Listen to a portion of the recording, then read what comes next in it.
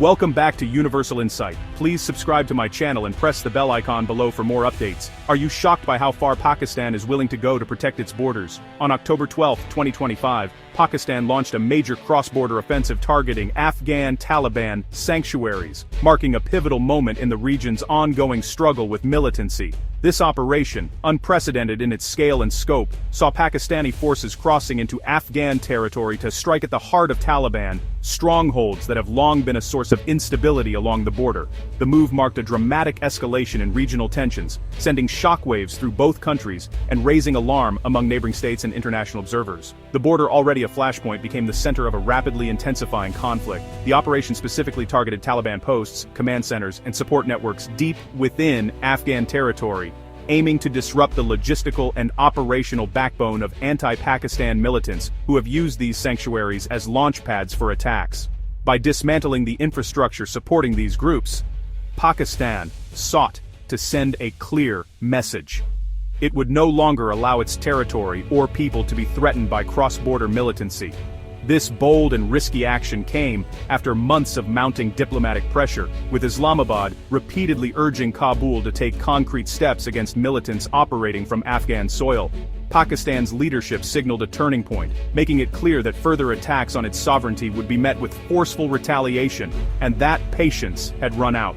For years, Pakistan has faced accusations of supporting the Afghan Taliban, a charge it has often denied. But the shifting dynamics in the region have forced Islamabad to reconsider its approach, especially as elements within the Taliban have increasingly threatened Pakistan's own security.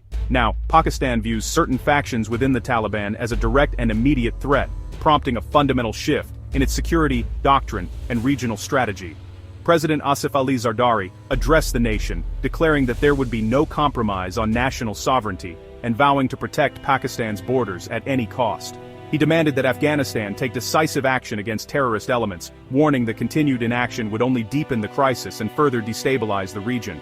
The strikes were not just a military maneuver, but a powerful political statement, an unmistakable signal to both domestic and international audiences that Pakistan was prepared to act unilaterally if necessary. This operation signaled the end of decades of proxy warfare and strategic ambiguity, ushering in a new era of direct confrontation and clear red lines. As direct engagement between these neighbors unfolds, the situation remains volatile, with the potential for wider conflict casting a long shadow over the region's future. The escalation began with a deadly ambush by Tehrik-e-Taliban Pakistan, or TTP, in the rugged Orakzai district. In a sudden and brutal attack, 11 Pakistani soldiers lost their lives, sending shockwaves through the region and prompting an immediate military response. The mountainous terrain, already tense with sporadic violence, became the center of a rapidly intensifying conflict. Soon after, a mysterious airstrike struck Kabul, reportedly targeting TTP leader Noor Wali Mehsud. The strike, shrouded in secrecy and speculation, signaled the beginning of Pakistan's aggressive new counterterrorism campaign. The skies over Kabul buzzed with tension, as both local and international observers tried to piece together the motives and consequences of this bold move. In the aftermath, a fierce war of narratives erupted. Pakistani officials held press conferences, declaring a decisive victory against militants, while Afghan Taliban representatives quickly disputed these claims, accusing Pakistan of exaggeration and misinformation. The media on both sides amplified their respective governments' positions, fueling confusion and mistrust. Pakistan's military reported that over 200 Taliban fighters had been killed in the operations, showcasing what they described as a significant blow to militant networks. Meanwhile, Afghan sources countered with their own figures, claiming that Pakistani forces had suffered heavy casualties and that the true cost of the conflict was being hidden from the public.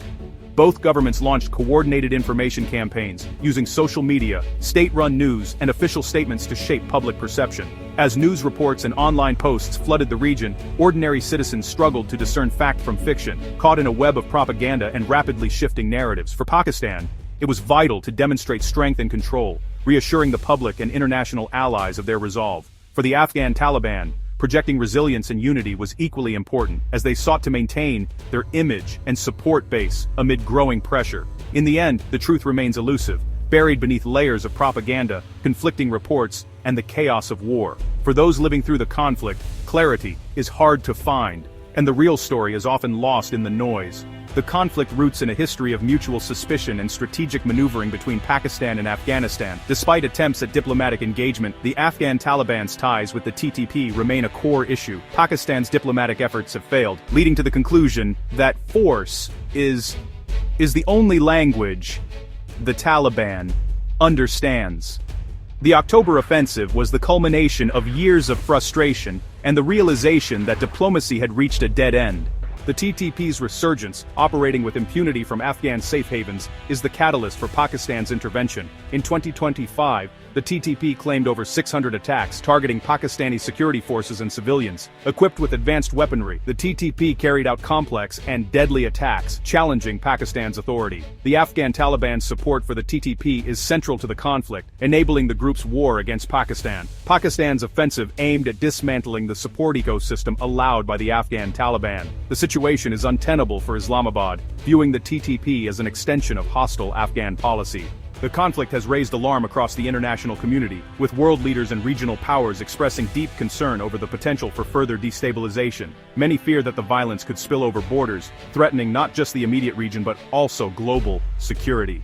Diplomatic channels have been activated, with urgent calls for restraint and dialogue echoing from capitals around the world. The United Nations and several influential countries have issued statements urging both sides to avoid escalation and seek peaceful solutions, highlighting the fragile balance in South Asia. Iran, sharing borders with both Afghanistan and Pakistan, has stepped forward to offer its services as a mediator. Iranian officials have hosted emergency meetings, hoping to broker a ceasefire and prevent the situation from spiraling into a full-scale war. Tehran's involvement underscores the high stakes for neighboring countries who fear that instability could easily cross into their own territories. The specter of a sustained war between nuclear-armed Pakistan and the Taliban-controlled Afghanistan is deeply troubling. Such a conflict would not only devastate both nations, but could also have catastrophic consequences for the entire world, given the risk of nuclear escalation and the potential for a massive refugee crisis. Despite the tensions, there are signs that both sides may ultimately seek de-escalation. Neither Pakistan nor the Afghan Taliban can afford a prolonged conflict, given the immense human and economic costs. Behind closed doors, diplomatic efforts continue, with international mediators pushing for a return to the negotiating table. Pakistan's economy is already under severe strain, with inflation and unemployment on the rise. Meanwhile, the Afghan Taliban faces a dire humanitarian crisis, as millions struggle with food shortages and lack of basic services.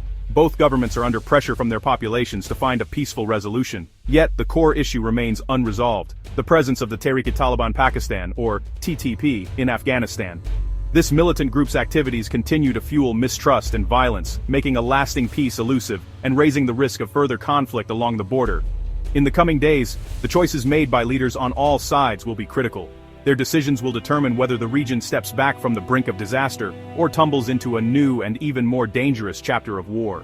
The conflict's most tragic consequence is its impact on civilians, caught in the crossfire. In Pakistan's Khyber Pakhtunkhwa, residents face threats from militants and military operations. The TTP's violence and military actions have caused mass displacement and civilian casualties. Displaced families live in squalid camps, with disrupted lives and uncertain futures. A lasting solution requires de-escalation and a political settlement addressing the conflict's root causes. Without genuine dialogue and a focus on human security, civilians will continue to suffer in a war not of their making.